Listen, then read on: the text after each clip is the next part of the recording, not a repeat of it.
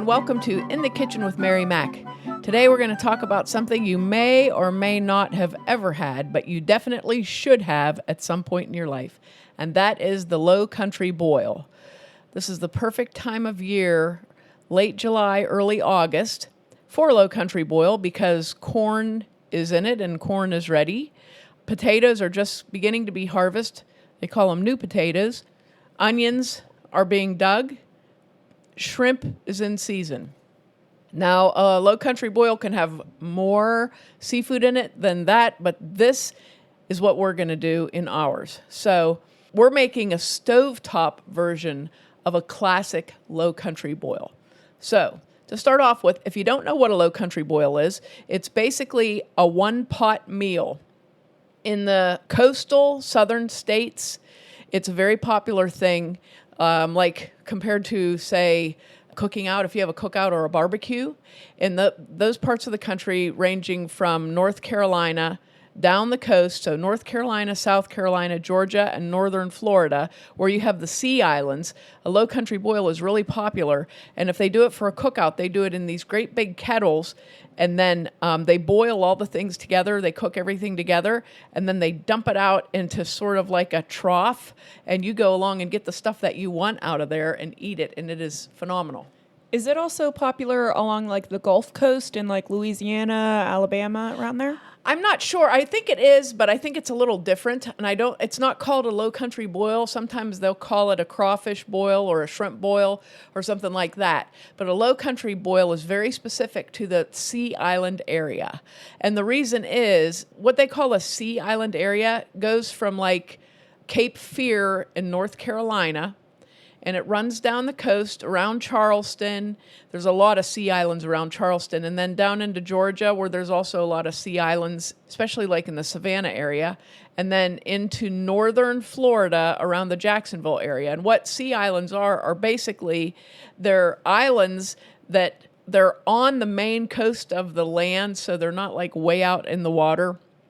But rivers, streams, creeks run in between them. So there's like tons of islands in that area, especially if you think about South Carolina in the Charleston area. It's just all islands, and there's a lot of big ones like there's John's Island.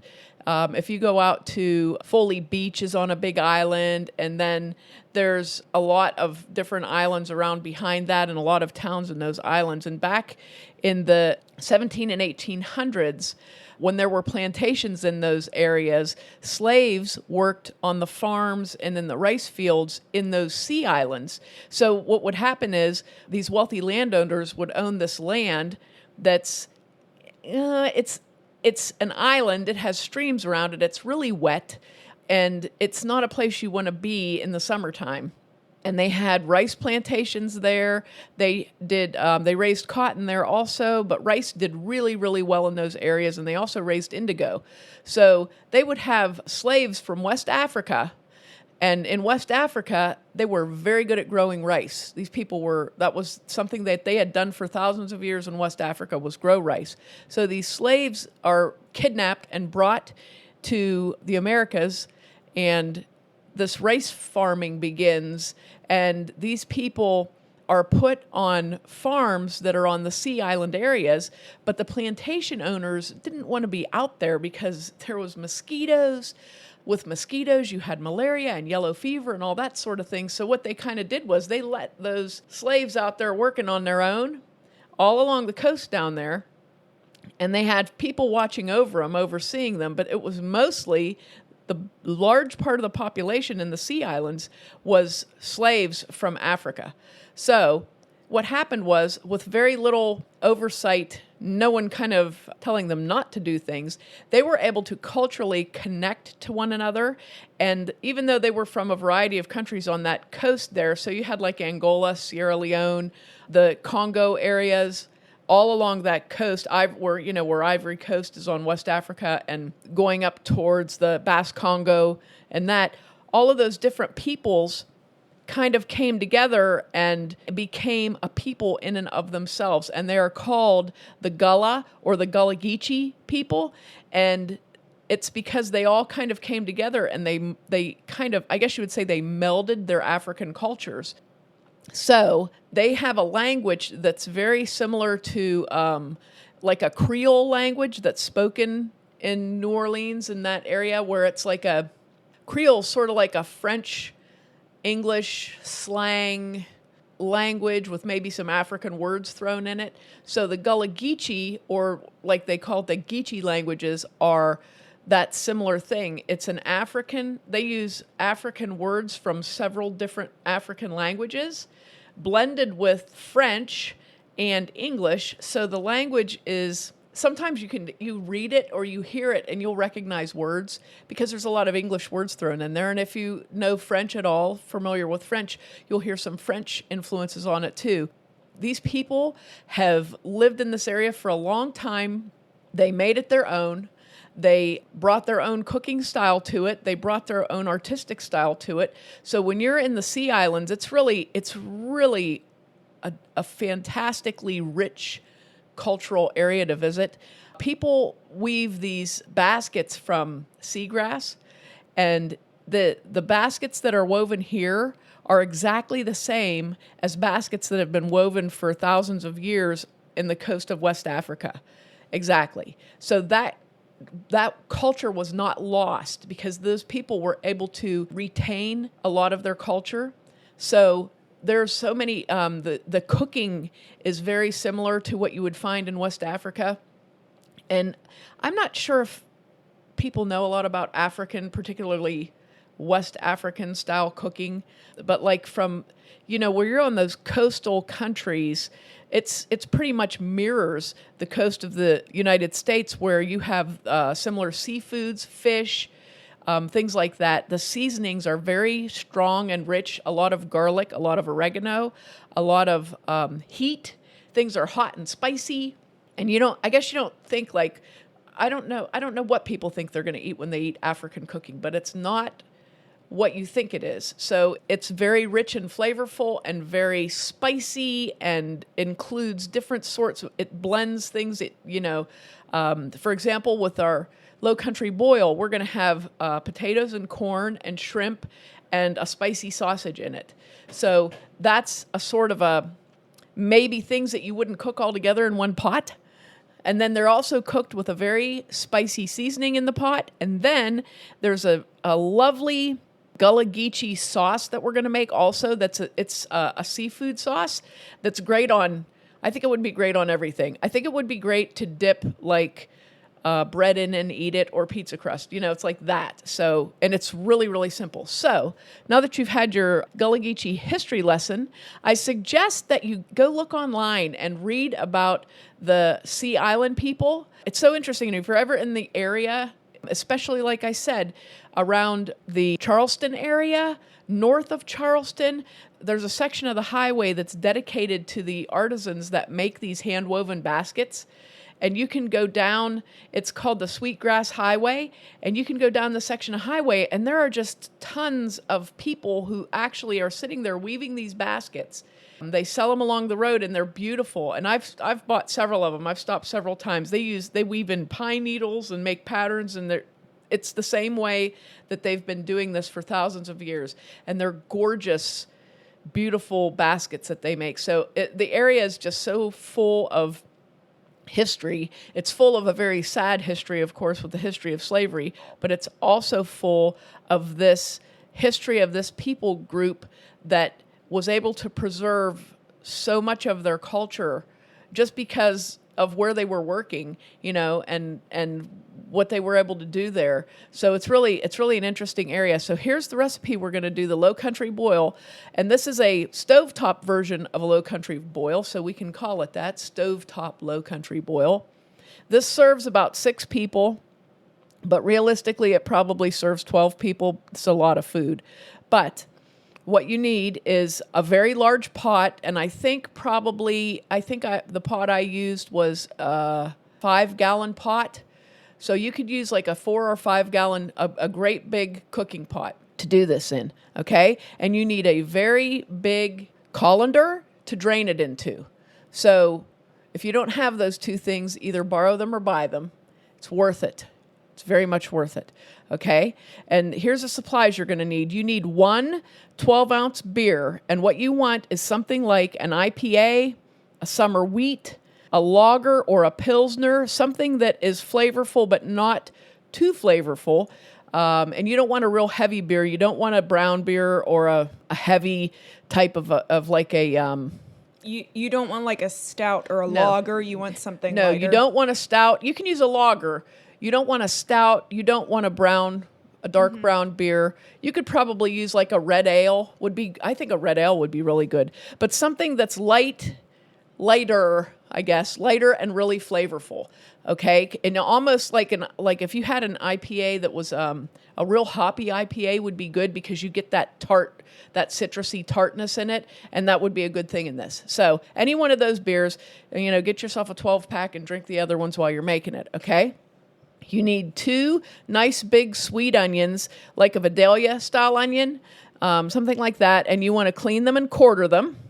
You need a half a cup of Boyle seafood seasoning. That is like your Old Bay style seasoning. Now, what I used was a Creole seasoning because Old Bay's okay, but Old Bay, is Old Bay.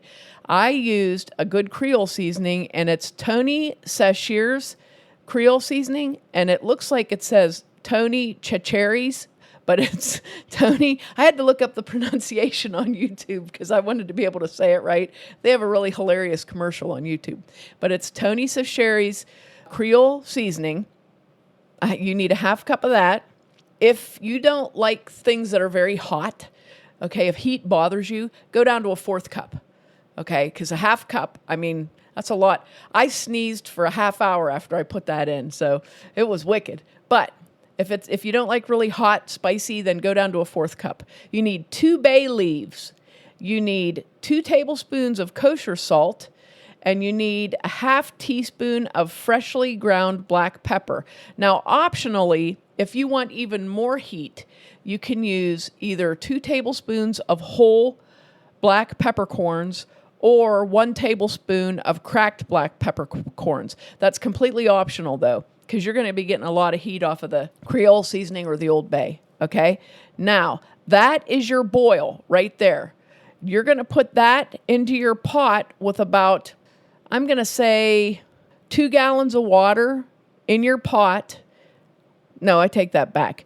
Make that about 5 quarts of water. Let's go 5 quarts of water. It's a little over a gallon, okay? So you're going to put 5 quarts of water into your pot. Then you're going to add your beer, your onions.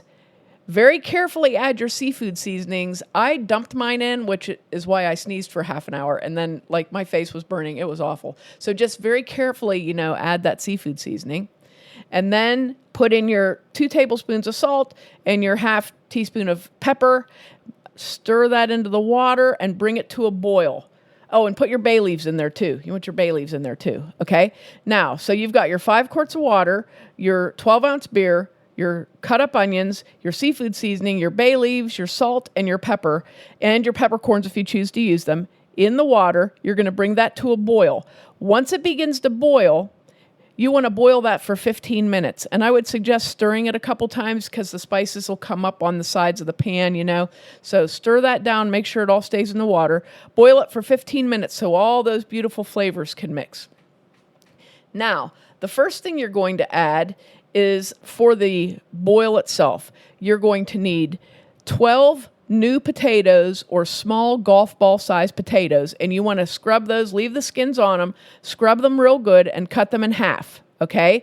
So 12 smallish or 12 new potatoes. They can be any color or kind you want.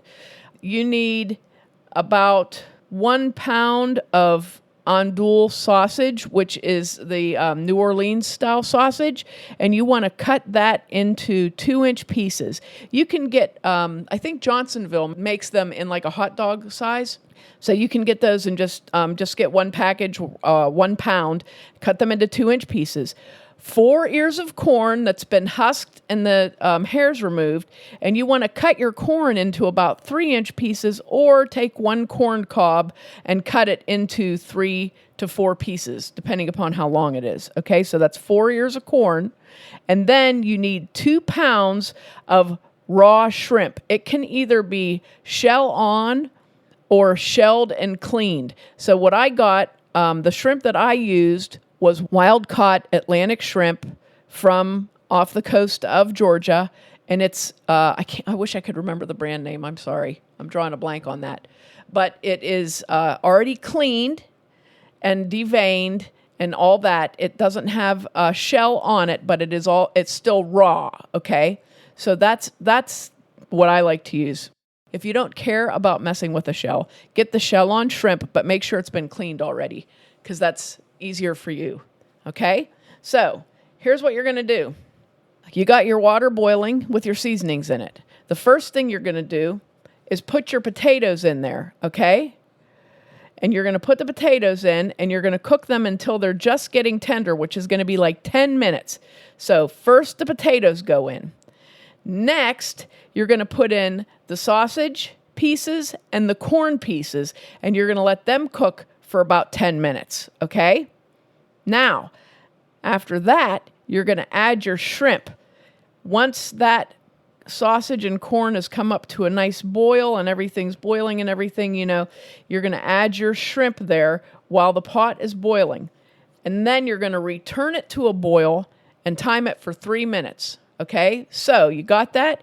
You're going to put in your potatoes and cook them for about 10 minutes. Then you're going to add your sausage and corn and cook that for about 10 minutes. You're going to put your shrimp in, and you're going to make sure it comes back to a boil. And once it's boiling, you're going to cook that for 3 minutes. When that timer goes off, yes? Speaking of shrimp, I think I might have found the brand. Is it Petite Seafood Company? I think that's what it is. It could be. Petite Seafood Company could be the one.